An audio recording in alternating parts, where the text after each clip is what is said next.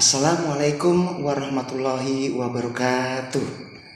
Zakat fitrah adalah zakat jiwa atau nafs, yaitu zakat dari setiap muslim yang berupa makanan pokok yang tentunya mengenyangkan. Zakat fitrah di setiap negara itu pasti berbeda-beda, sesuai dengan kondisi makanan pokok di daerah tersebut. Tujuan zakat fitrah sendiri adalah untuk membersihkan jiwa dan mengembangkan amal perbuatan yang baik. Zakat fitrah itu adalah kewajiban, ya, karena itu sudah tertulis di dalam Al-Quran, yaitu surah At-Taubah ayat 103, ya, yang artinya seperti ini: ambillah zakat dari sebagian harta mereka. Dengan zakat itu kamu membersihkan dan mensucikan mereka, dan mendoalah untuk mereka, sesungguhnya doa kamu itu menjadi ketentraman jiwa bagi mereka, dan Allah Maha mendengar lagi Maha mengetahui. Nah, selain dari ayat Al-Quran tadi yang menyatakan kewajiban untuk membayar zakat fitrah, ada juga dari hadis Rasulullah SAW, ya, yang artinya demikian. Dari Ibnu Umar berkata, Rasulullah SAW mewajibkan zakat fitrah sebanyak 1 sok atau 2,5 kilogram kurma atau gandum atas setiap hamba atau orang merdeka, laki-laki atau perempuan, kecil atau besar dari orang Islam. Beliau menyuruh melaksanakannya sebelum orang-orang pergi sholat Idul Fitri. Hadis yang diriwayatkan oleh Bukhari dan Muslim. Nah, jadi dari ayat Al-Quran tadi ada surat At-Taubah ayat 103, dan demikian juga dari hadis Rasulullah yang menyatakan bahwa zakat fitrah itu adalah wajib hukumnya. Lalu, apa yang menjadi syarat bagi mereka yang akan membayar zakat fitrah? Yang pertama, orang tersebut harus beragama Islam. Lalu yang kedua, orang tersebut masih hidup saat matahari terbenam di akhir bulan Ramadan.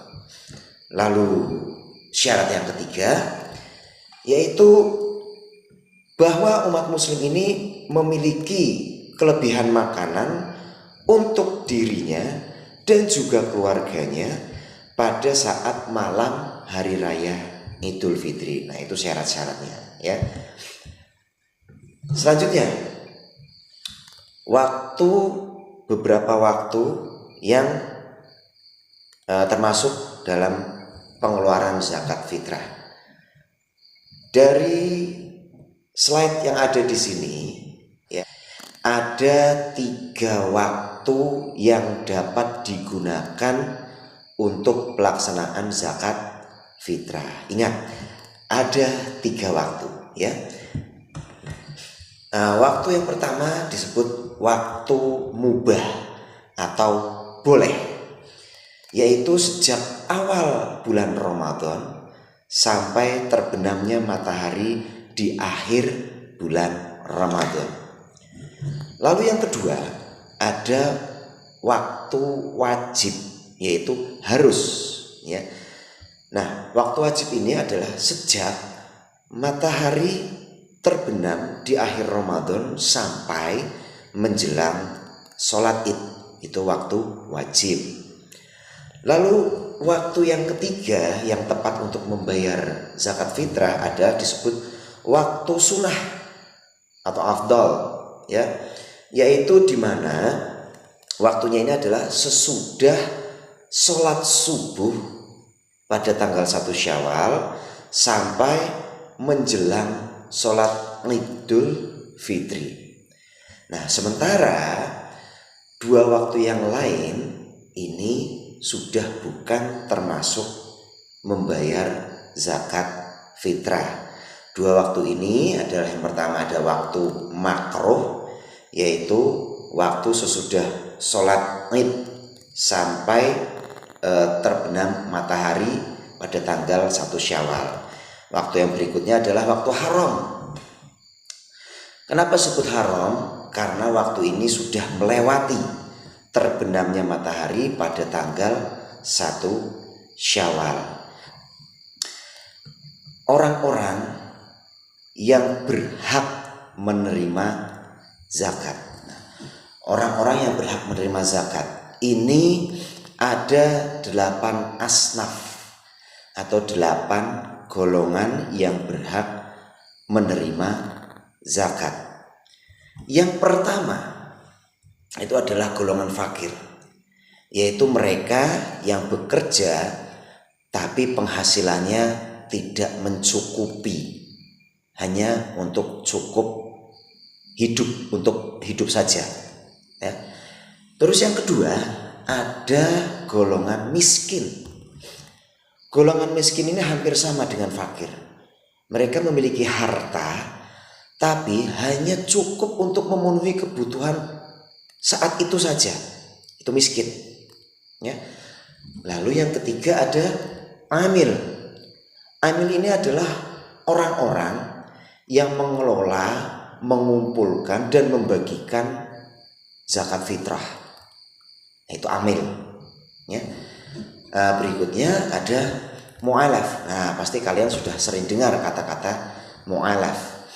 Mu'alaf ini adalah mereka ya, orang-orang yang baru saja memeluk agama Islam ya, jadi masih baru dalam memeluk agama Islam. Itu mu'alaf. Terus yang keempat ada riqab. Riqab ini siapa? Nah, riqab ini adalah budak ya, atau hamba sahaya yang baru saja dimerdekakan. Baru saja merdeka, mereka sudah bukan budak lagi tapi baru saja, sehingga mereka belum memiliki harta. Nah, ini juga berhak menerima zakat fitrah. Lalu yang keenam ada gharim. Nah, gharim ini artinya adalah orang-orang yang sedang terlilit hutang. Jadi ceritanya orang-orang ini banyak sekali hutangnya dan mereka membutuhkan bantuan.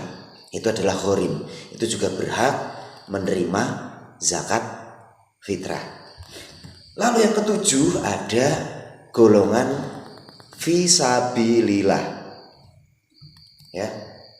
Golongan fisabilillah ini adalah golongan orang-orang yang berjuang di jalan Allah. Itu fisabilillah. Nah, yang ke-8, golongan ke-8 itu adalah golongan Ibnu Sabil. Nah, Ibnu Sabil ini adalah mereka yang sedang dalam perjalanan untuk perbuatan yang baik ya, namun mereka kehabisan bekal. Nah, mereka ini berhak untuk menerima zakat fitrah. Ya, baik, mungkin itu saja yang Ustaz bisa sampaikan. Wassalamualaikum warahmatullahi wabarakatuh.